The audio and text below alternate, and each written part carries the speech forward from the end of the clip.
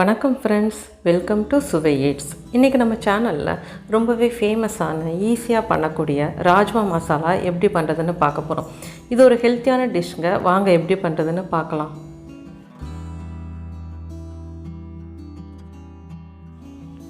Rajma 1 cup எடுத்துருக்கீங்க. இது 8 மணி நேரம் ஊற வச்சு தண்ணியை வடித்து எடுத்து வச்சுருக்கேன். இப்போ நம்ம ஊற வச்ச ராஜ்மாவை குக்கரில் சேர்த்துடலாம். இது கூட 3 கப் அளவு தண்ணி சேர்த்துக்கலாம். அடுத்து இது கூட ஒரு பட்டை, பிரியாணி இலை 1, 2 ஏலக்காய், 3 கிராம்பு,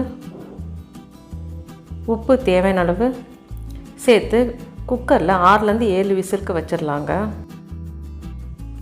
7 விசில் வந்துருச்சுங்க. செக் பண்ணி பார்த்துடலாம்.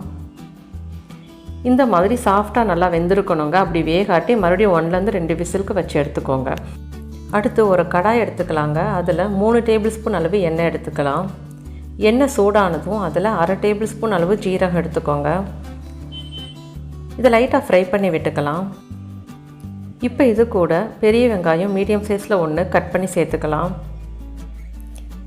வெங்காயத்தை 2லேருந்து 3 நிமிஷத்துக்கு நல்லா வதக்கி விட்டுக்கலாங்க. நல்லா கண்ணாடி பதம் வர அளவுக்கு வதக்கி எடுத்துக்கலாம். வெங்காயம் வதங்கினதும் தக்காளி 2 இது கூட சேர்த்துக்கலாம். அடுத்து 1 டேபிள் ஸ்பூன் இஞ்சி பூண்டு விழுது சேர்த்துக்கலாங்க. உப்பு தேவையான அளவு சேர்த்துக்கோங்க. இது 2லேருந்து 3 நிமிஷத்துக்கு நல்லா வதக்கி விட்டுக்கலாங்க. தக்காளி நல்லா சாஃப்ட் ஆகிற அளவுக்கு நல்லா வதக்கி எடுத்துக்கணும். தக்காளிலாம் நல்லா வதங்கிருச்சு. இப்போ ஸ்டவ்வை ஆஃப் பண்ணிடலாங்க. ஸ்டவ்வை ஆஃப் பண்ணிவிட்டு ஆறுனதும் மிக்ஸி ஜாரில் போட்டு அரைச்சி எடுத்துக்கலாம். இப்போ அரைச்செடுத்த விழுத தனியாக வச்சிடலாங்க. அடுத்து ஒரு கடாய் எடுத்துக்கலாம். அதில் 2 டேபிள் ஸ்பூன் அளவு எண்ணெய் எடுத்துக்கோங்க. எண்ணெய் சூடானதும் அதில் ஜீரகம் 1/2 டீஸ்பூன் சேர்த்துக்கலாம். பச்சை மிளகா 2 கட் பண்ணி சேர்த்துக்கலாம். இப்போ இது கூட நம்ம அரைச்ச விழுதை சேர்த்துடலாங்க. இப்போ இது கூட காஷ்மீரி மிளகாய்த்தூள் 2 டீஸ்பூன்,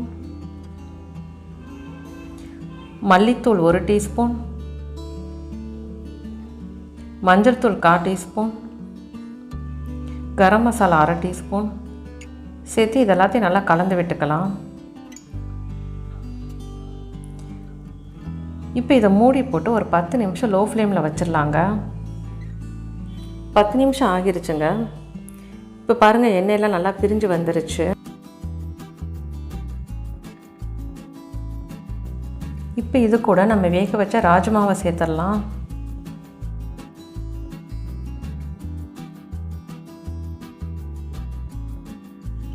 இது கூட 1 கப் அளவு தண்ணி சேர்த்துக்கிறேன். இது நல்லா கலந்து விட்டுக்கலாங்க. இப்போ உப்பு காரம்லாம் செக் பண்ணிக்கோங்க. மூடி போட்டு ஒரு 5 நிமிஷம் வச்சிடலாம். 5 நிமிஷம் ஆகிருச்சுங்க. அவ்வளோதாங்க, ராஜ்மா மசாலா ரெடி ஆகிருச்சு.